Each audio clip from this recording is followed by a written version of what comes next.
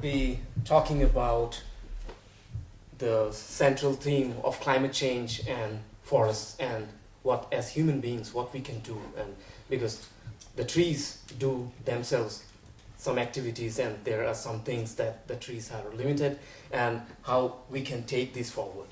So the title would be, it's time to move. So it's time for the trees to move, and how we can help them move. So whenever we switch on our television sets or read newspapers, Heute and Österreich included, we are confronted with extremely gloomy visuals of dying trees, burning forests, and forests being eaten up by insects like bark beetles and all.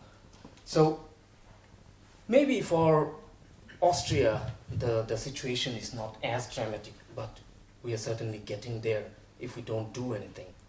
And that brings us to the central question of climate change being real, and it is going to be very, very drastic if we don't take actions. And this is all about taking actions and how we can together help the forest to adapt and cope with this problem of climate change.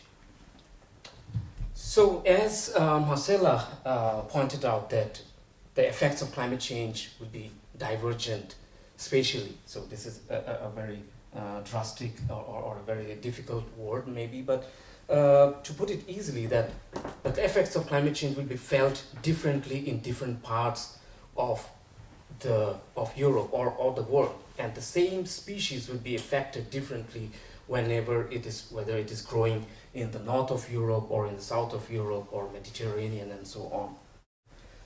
But all these effects can be summarized that there will be above average growth or rising temperature, and it has its implications.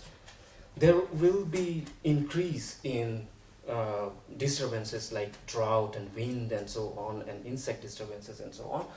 And there will be increase in pests and pathogens. So all of these are somehow, even though these effects are different in different parts of a distribution of a species, but somehow these effects can be summarized into a few categories if we can think of.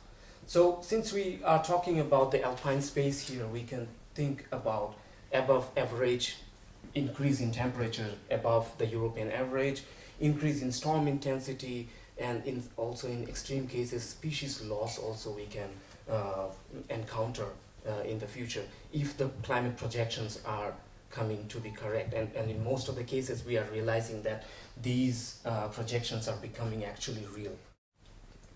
So what can a tree species do to encounter this problem? It can either migrate, that it goes to a favorable climate conditions where it can grow and reproduce very well. It can adapt, it can remain in the space where it was growing, and it can cope with the problem that it is facing, or in the extinction is the extreme case that it can get extinct. So primarily these three processes, but the problem is that these processes are extremely slow. Maybe not extinction, but all these processes in which the tree can cope with, it's extremely slow, and therefore we need, or therefore it is pertinent that there is action or action from scientists or civil society, that we can somehow help them to either migrate or adapt to the problems that they are facing.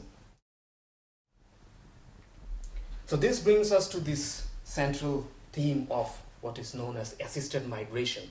So assisted migration basically means migration or help that is being provided by human beings to help the tree species or the tree populations to track climate change. That means if we can see this simple graph, say this polygon is the historical range of a tree species, and this dotted polygon is what will happen in the future under climate change.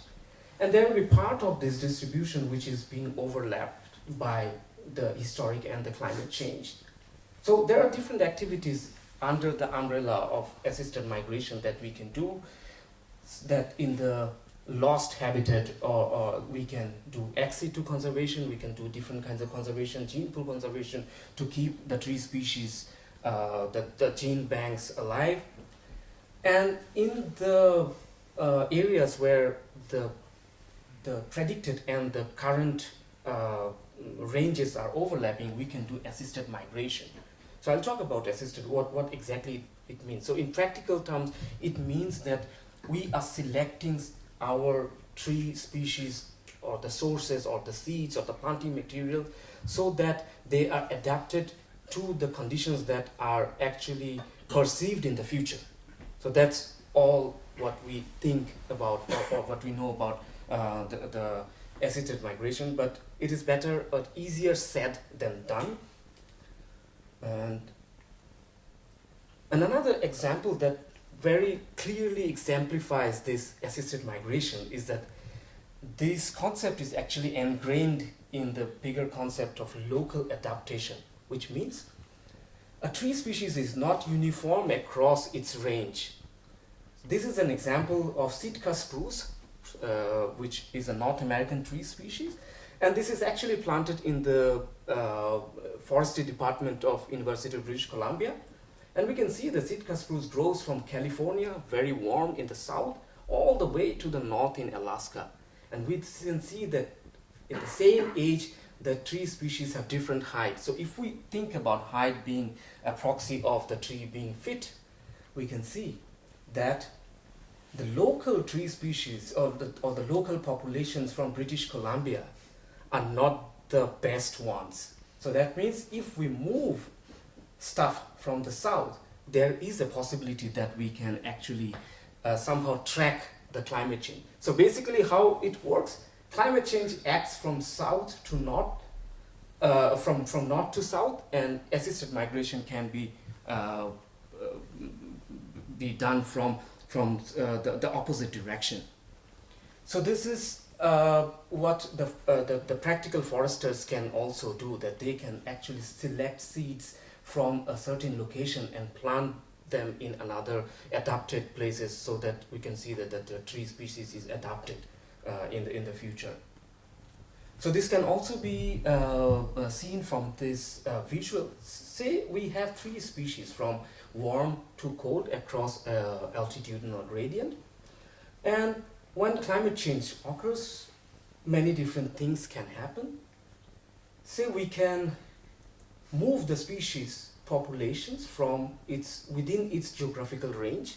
So this is the assisted population migration. So in practical terms, it means selecting the best or the adapted seed sources, expanding the range of the tree species, so we are expanding it northwards, or we can also go for changing the species range altogether. So we are changing the species composition. So these are the different kinds of activities that are commonly discussed under the umbrella of assisted migration. So to sum it up, there are three different kinds of defense mechanisms that we can adopt to make our forest adapted in climate change. The first being the choice of adapted provenances or assisted population migration. That means we are selecting the best seed sources or the adapted planting material that is adapted for the conditions that we are envisaging in the future. If it does not pass our test, then we can go for species mixture of native tree species so that we can reduce or divide. It's kind of an insurance that we divide the problem between the different species. So we increase the species diversity, and we think that this will take care of the future conditions. Or if all of this fails, we can actually think about planting non-native tree species. So this is actually very much the focus of this project, which is holding these TreeTalks. But there are a lot of things that goes into this bit, that we need to know the problems of the tree species, whether they are invasive or not, the different kinds of regulations, because if we want to plant a tree species that is not native to where we want to plant them, there are also legal regulations that we have to take care of. whether these seeds are allowed to be planted, whether there is a confrontation with the Schutzgebiet, or what is the biodiversity conservation, and so on. So this is all of what we are discussing about in the context of assisted migration. And two important problems that we know already about assisted migration is that we base our decision on the future prediction. So we are somehow trusting how the future is going to develop, and there is a lot of uncertainties in the models that we know that the temperature is going to fluctuate from, say, 2 to 6 degrees Celsius, precipitation from this millimeter to that millimeter. So we need to operate within a safe range, and these parts become extremely difficult and challenging, especially for the policymakers to come up with an agreement that we can actually assist the tree species to track climate change. So this is all I have to say, and thank you very much for your attention.